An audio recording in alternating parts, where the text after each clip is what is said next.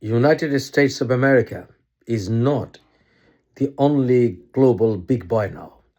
You have Russia, you have China, and it has become a fight of the three superpowers. They all want to dominate the world. China wants to dominate the world economically. Russia wants to dominate at least European region. And the US wants to dominate now the American hemisphere because the US knows that it can't really take over Africa or Asia like before. So it has become self evident that the three superpowers have divided the world in three main regions. It's a power struggle, and there needs to be a drawn line. So it's like the times when European powers were cutting up Africa like a cake to ensure that they don't fight each other over Africa. It is now accepted that China will have Asia and Africa economically no matter what any other superpower wants. France has been kicked out of Africa, more or less, and France wants to remain a power in Europe. So does Great Britain. But Great Britain doesn't want to sacrifice their relationship with the US. Now, why Trump picked up a Venezuelan president, no matter how bad he was the head of a sovereign nation. It is a time for survival of a superpower, the US. Venezuelan oil was important, I understand. Venezuelan oil is not clean. Nevertheless, the US has the facilities to, use the Venezuelan oil and then market it to the world. They have all the infrastructure needed. Panama was warned about Chinese influence, and Panama conceded to that pressure from the US. Venezuela, Cuba, Panama, and all South American or Latin American nations are not very friendly with the US, except probably Argentina. So, US has to send a warning. The warning is, do not come to my hemisphere. The so-called Monroe Doctrine is really at play. US can't afford to go to Asian countries and engage in wars anymore, other than send in some warning messages or dropping a bomb here and there, like Donald Trump dropped bomb on Nigerian Islamic State-held areas, just to send a warning that, hey, we are here and we can get you anytime we want. But in reality, US can't afford a long-lasting war in Asia or Africa, let alone in Europe. So China needs to be out of Latin America. That's the only reason that Venezuelan president was picked up. If it was for democracy, then we would have seen a real change of regime in Venezuela. We would have seen that the Nobel Prize winner of Venezuela was in power by this time. But she's not in power, though she's trying her best to win Trump's heart by even giving away her Nobel Prize medal to Trump. So it has to do with Russia and China. And we know the Russian nuclear submarines now are roaming around Cuban waters. Will America or United States invade Cuba? I don't think so. But eventually, Russia will not be able to face off US in that area. And if US wants to cripple Cuban economy, it is going to do it. It's going to suffocate life out of Latin American countries, whoever doesn't want to give in. Will the US invade Greenland? No, I don't think so. It is just a message for European Union nations that I'm not going to defend you anymore. you have to buy your defense. How does US deal with it? By getting out of NATO.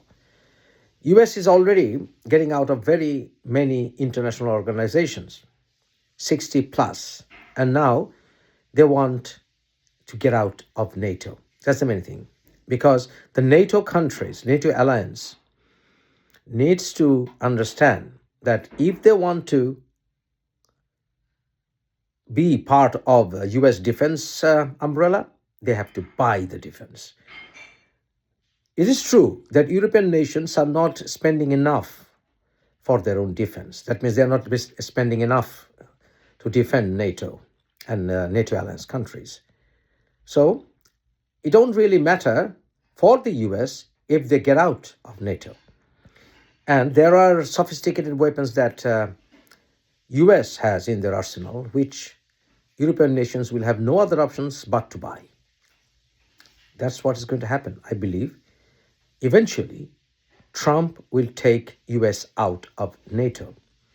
That is the reason they have picked up the issue of Greenland.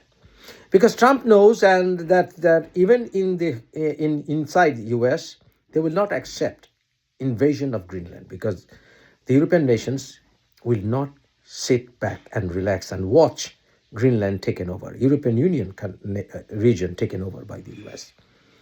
It is obviously expected that even the UK, France, and other nations will react. They have already sent soldiers there, even if they are calling it a drill.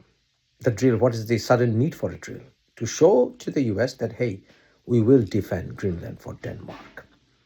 United we stand, and Article 5 will kick in, even against the US. So US is not going to invade. They may take some warships there just to send a warning and to break the trust between NATO and US. That's the reason. And eventually, Trump will become more friendly with Putin. That's what I think. And Trump will allow Putin to keep the Ukrainian part and eventually force Zelensky to surrender the part of Ukraine that Putin has taken. This will make Europe more vulnerable. The more vulnerable Europe becomes, it becomes easier, more convenient for Trump administration to sell weapons to European Union. If you remember, during the Second World War, European nations didn't get US on their side until the very end, until Churchill started meeting with President Roosevelt. By that time, Europe was almost destroyed. Europe had to borrow a lot of money from the US to rebuild, and they are still paying the debt. Europe has gone against the US when it comes to Israel and Palestine, because US is not ready yet to recognize Palestine as a sovereign state.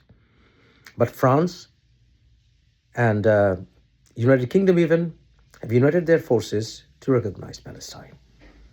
This has triggered a tension between Israel and European Union countries. If you remember, United States had to rather financially blackmail even France to recognize creation of Israel by the US. So this is a punishment for European nations as well when it comes to American satellite country like Israel. United States of America wants to get out of NATO and even want to get out of the United Nations if they can. United Nations was created after the failure of the League of Nations. Although American president was the one who proposed the League of Nations, but eventually United States did not join the League of Nations. The main reason was United States didn't want to become part of the First World War in Europe. Eventually, without the American presence, participation, League of Nations failed. So America wants to show to the member states of the United Nations that if you force me, Trump administration will take even United States out of the UN. So to flex muscles economically and in all other means, Trump is just flexing muscles to show off and to break trust between US and NATO, nothing else. Trump will not invade Greenland. But will Trump administration allow invasion of Iran? No, I don't think so. But I'm sure that Trump administration will authorize bombing Iran and to send a message and to instigate protesters there to overthrow the regime, the mullah regime there.